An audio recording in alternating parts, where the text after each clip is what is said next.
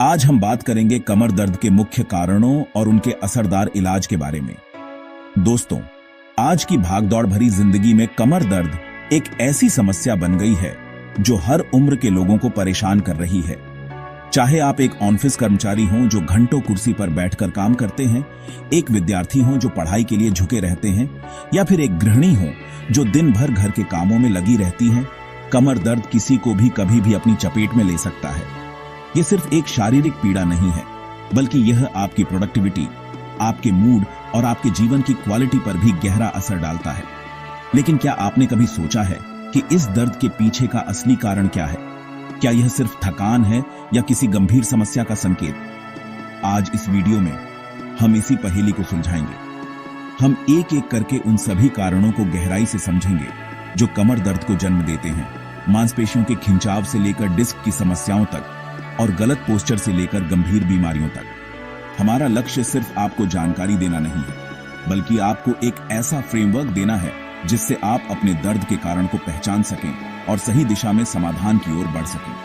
तो मेरे साथ इस वीडियो में अंत तक बने रहिए, क्योंकि आज हम सिर्फ प्रॉब्लम की बात नहीं करेंगे, बल्कि पावरफुल सॉल्यूशन की भी बात करेंगे। हम जानेंगे कि कैसे आप घर पर ही कुछ आसान तरीकों से राहत पा सकते हैं, कब आपको डॉक्टर के पास जाना चाहिए और कैसे आप अपनी जीवन शैली में छोटे छोटे बदलाव करके इस समस्या को हमेशा के लिए अलविदा कह सकते हैं। यह वीडियो आपके लिए एक गेम चेंजर साबित हो सकता है। तो चलिए बिना किसी देरी के शुरू करते हैं और कमर दर्द की इस चुनौती को एक अवसर में बदलते हैं। दोस्तों, चलिए सबसे पहले उस कारण की बात करते हैं जो लगभग 85% कमर दर्द के मामलों के लिए जिम्मेदार है, और वो है मांसपेशियों में खिंचाव या मोच, जिसे हम मसल स्ट्रेन या स्प्रेन भी कहते हैं। सोचिए, आपकी कमर की मांसपेशियां और लिगामेंट्स एक रबर बैंड की तरह हैं। जब आप अचानक कोई भारी सामान उठाते हैं, गलत तरीके से तेजी से झुकते हैं या खेलते समय अचानक घूम जाते हैं, तो ये रबर बैंड अपनी क्षमता से ज्यादा खींच जाते हैं। इसी ओवर स्ट्रेचिंग की वजह से मांसपेशियों के महीन रेशों में छोटे छोटे टियर्स आ जाते हैं, जिससे सूजन और तेज दर्द होता है। यह दर्द इतना तीव्र हो सकता है कि आपको हिलना डुलना भी मुश्किल लगने लगता है। यह समझना बहुत जरूरी है कि यह समस्या किसी के भी साथ हो सकती है। जिम में गलत तकनीक से डेडलिफ्ट करना, घर की सफाई में भारी फर्नीचर खिसकाना, या यहाँ तक कि सुबह बिस्तर से गलत तरीके से उठना भी इस खिंचाव का कारण बन सकता है। अच्छी खबर यह है कि इस तरह का दर्द आमतौर पर कुछ दिनों या हफ्तों के आराम और सही देखभाल से ठीक हो जाता है। लेकिन इसे नजरअंदाज करना एक बड़ी गलती हो सकती है, क्योंकि बार बार होने वाला खिंचाव आपकी कमर की मांसपेशियों को स्थायी रूप से कमजोर कर सकता है, जिससे भविष्य में और गंभीर समस्याओं का खतरा बढ़ जाता है। इसलिए कारण को समझना ही समाधान की ओर पहला कदम है। अब बात करते हैं उस दुश्मन की जो चुपचाप धीरे धीरे आपकी कमर को कमजोर करता है, और वो है आपका गलत पोस्चर या गलत मुद्रा।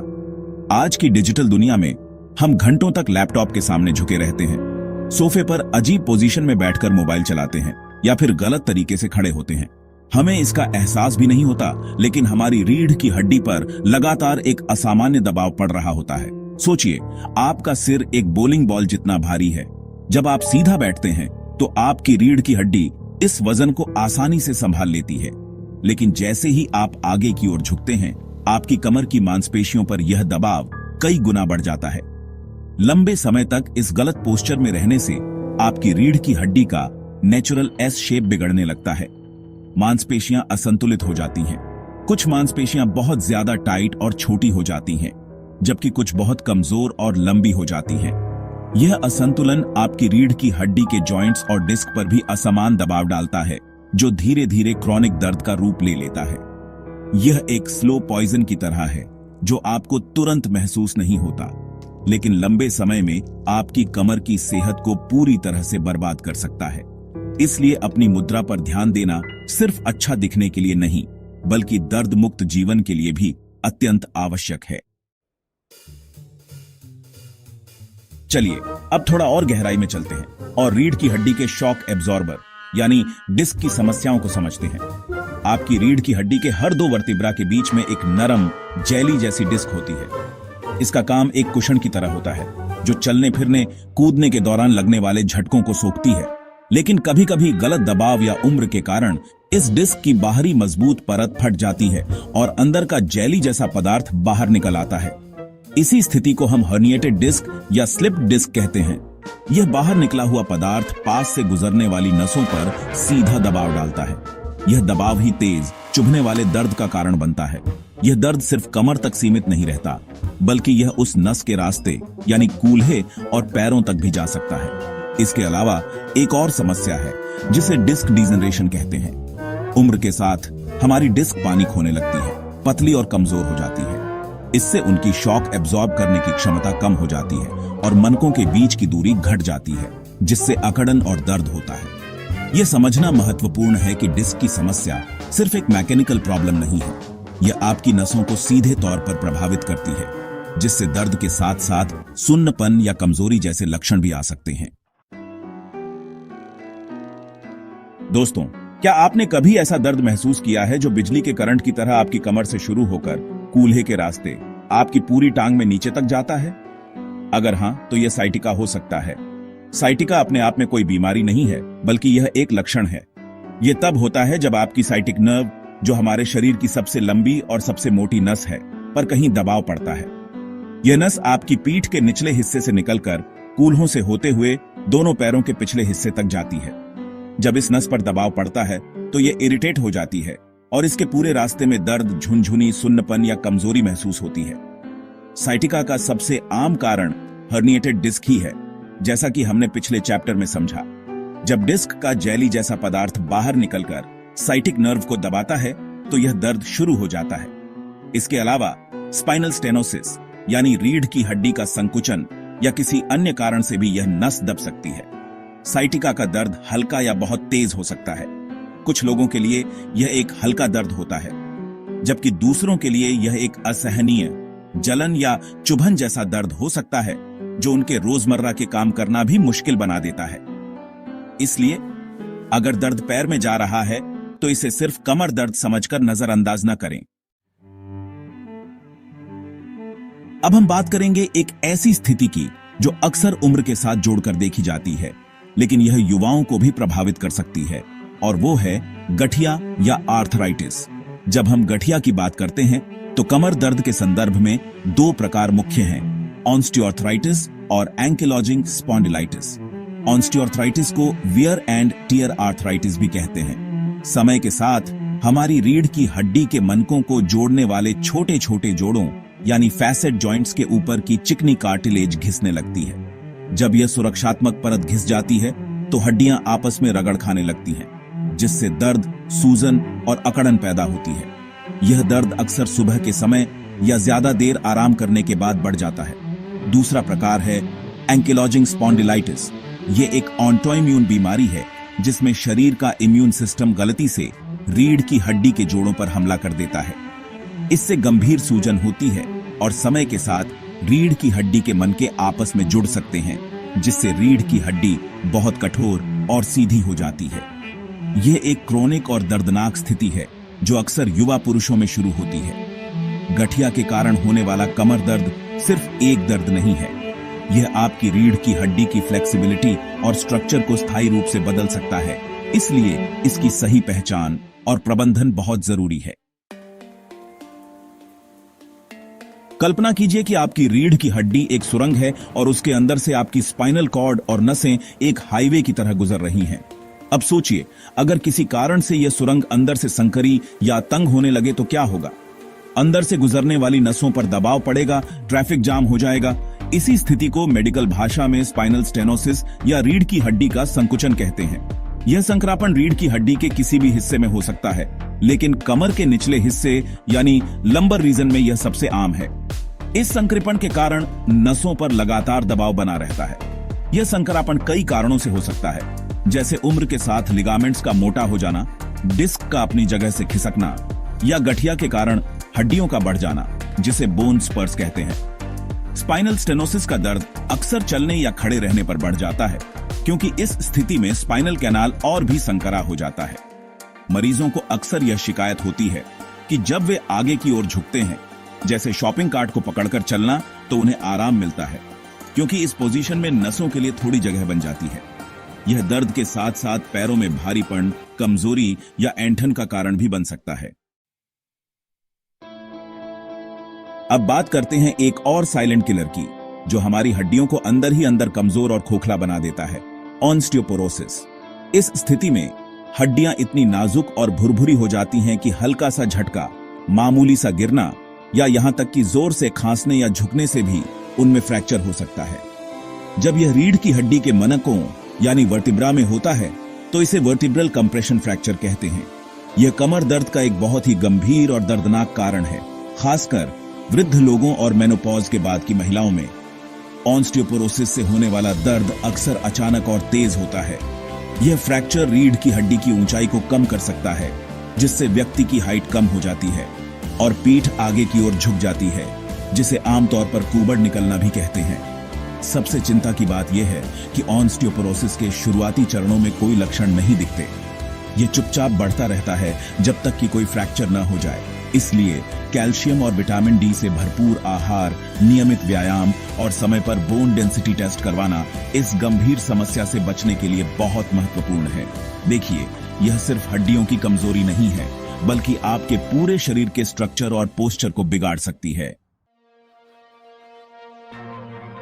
दोस्तों, यह जानना बहुत जरूरी है कि हर बार कमर में होने वाला दर्द आपकी रीढ़ की हड्डी या मांसपेशियों से ही जुड़ा नहीं होता।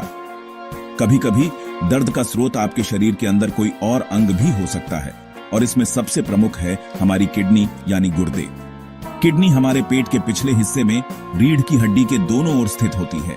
इसलिए जब किडनी में कोई समस्या होती है, जैसे कि इन्फेक्शन या पथरी, तो उसका दर्द भी पीठ के निचले या साइड वाले हिस्से में महसूस हो सकता है।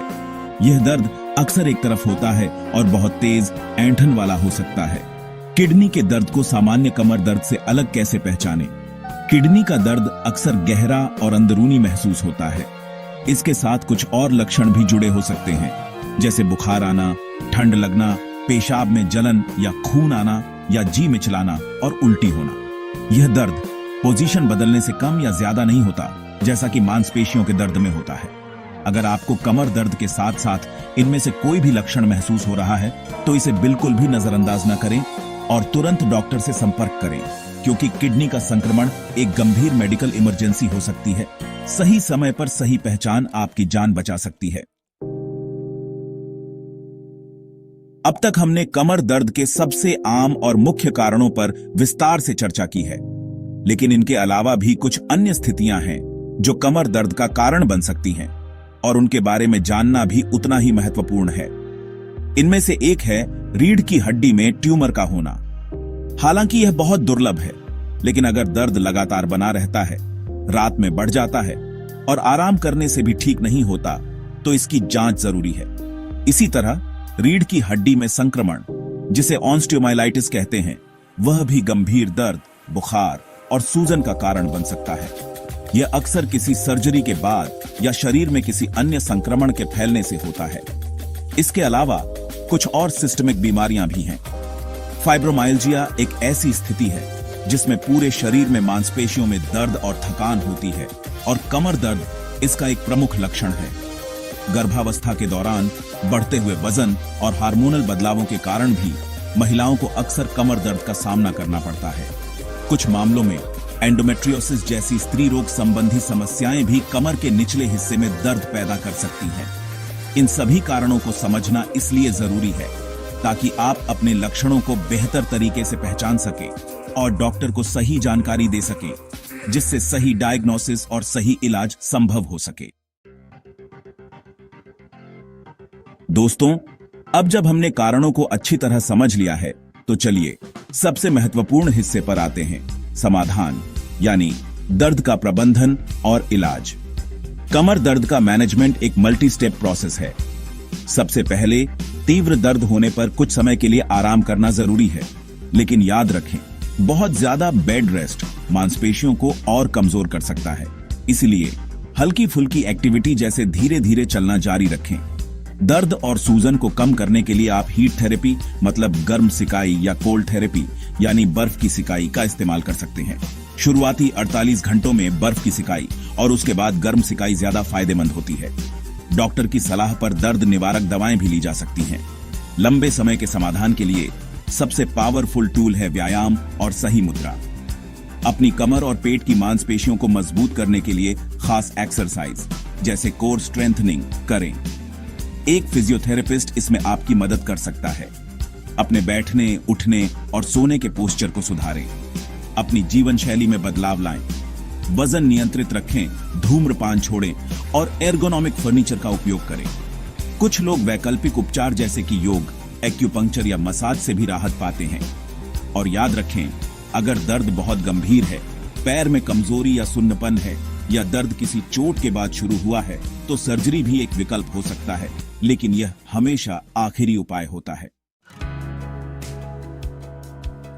तो दोस्तों, आज हमने कमर दर्द के लगभग हर पहलू को छुआ, उसके कारणों की गहराई में गए और समाधान के फ्रेमवर्क को समझा। याद रखिए, जानकारी ही बचाव है। जब आप अपने शरीर के संकेतों को समझना शुरू कर देते हैं तो आप समस्या को बढ़ने से पहले ही रोक सकते हैं।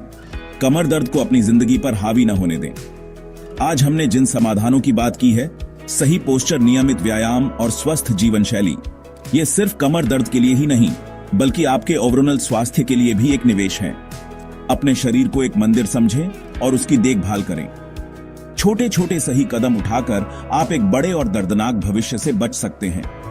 यह समझना महत्वपूर्ण है कि हर व्यक्ति का शरीर अलग होता है और हर दर्द का कारण भी अलग हो सकता है। यह वीडियो आपको एक सामान्य गाइडलाइन देने के लिए था, लेकिन यह प्रोफेशनल मेडिकल सलाह का विकल्प नहीं है। अपनी समस्या को नजरअंदाज न करें। अगर आपका दर्द कुछ हफ्तों से ज्यादा बना रहता है, बहुत तेज है या उसके साथ कोई अन्य गंभीर लक्षण जुड़े हैं, तो एक विशेषज्ञ डॉक्टर से मिलना आपकी पहली प्राथमिकता होनी चाहिए। सही समय पर सही डायग्नोसिस आपको लंबी पीड़ा से बचा सकता है और आपको वापस एक एक्टिव और खुशहाल जीवन की ओर ले जा सकता है। अगर आपको इनमें से कोई भी गंभीर लक्षण महसूस हो तो तुरंत डॉक्टर से संपर्क करें। धन्यवाद। वीडियो पसंद आए तो लाइक करें, शेयर करें और हमारे चैनल को सब्सक्राइब करना न भूलें। इसे अपने उन दोस्तों और परिवारजनों के साथ जरूर शेयर करें जो इस समस्या से जूझ रहे हैं, क्योंकि आपका एक शेयर किसी की जिंदगी में बड़ा बदलाव ला सकता है। स्वस्थ रहें, मस्त रहें। मिलते हैं अगले वीडियो में एक और महत्वपूर्ण विषय के साथ।